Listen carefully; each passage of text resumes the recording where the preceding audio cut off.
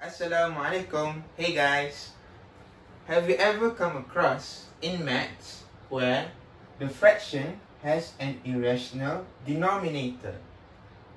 So today I will tell you about why rationalize denominators. Yes, this is a very random video for me to make, but it doesn't hurt to learn a thing or two about maths. So let's say we have a fraction where 1 over square of 2. You see, square of 2 is an irrational number. So we should simplify and rationalize the denominator so that it becomes, or it has, a rational denominator, such as square of 2 over 2. So the question is, why should we rationalize? So before I go further, let me show you how to change the denominators. So let's say we have the fraction of 1 over set of 2. If we multiply it by 1, it will still be equal to 1 over square of 2. So let's try and multiply 1 over square of 2 with square of 2 over square of 2. You see, this fraction is also equals to 1.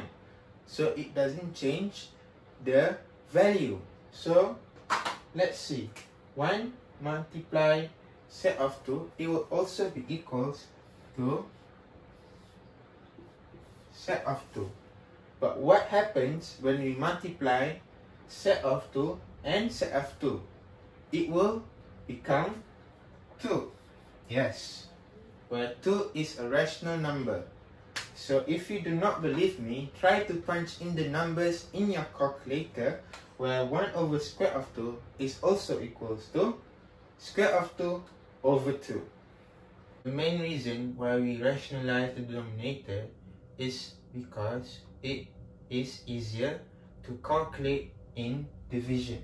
So let's say we have the fraction of 1 over square of 2 is equals to 1 divided by square of 2. So square of 2 is approximately 1.414, and the numbers goes on because it is an irrational number. It will never end. So let's put it in this where we used to divide. So 1 cannot be divided by 1.414. So let's just put 0.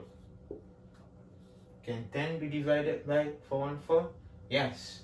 Probably, let's say 7.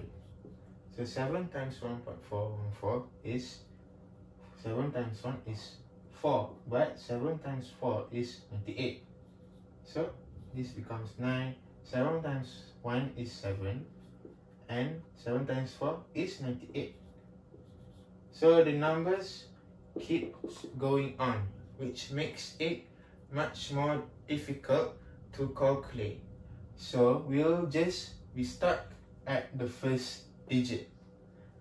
Let's say we have the second fraction where square root of 2 over 2, which is also equals to sec 2 divided by 2. Sec 2 is approximately 1.414, so on, divide by 2. So this is much more easier, where the rational number is in front and the irrational number is behind. So 1 cannot be divided by 2. So let's put 0. But can 14 divided by 2? Yes. 7. 0. 1 cannot be divided by 2. So it's 0. 14 can divide by 2. So it's 7. So you can do this on and on and on for the numbers. And it is much more easier to calculate using this fraction. There are also other calculations that are even easier to use it with the second fraction. For example, we can use it in addition. So let's say 1 over set of 2 plus 3 over 2. So they don't have the same denominator, so we have to multiply each other. So 2 times 1 is 2 plus 3 times square of 2 over 2 times square root of 2. Now, isn't that a big fraction? So let's try and use the second, where square root of 2 over 2 plus 3 over 2. So they have the same denominator, which is much more easier, and we have to add the above. Ta-da!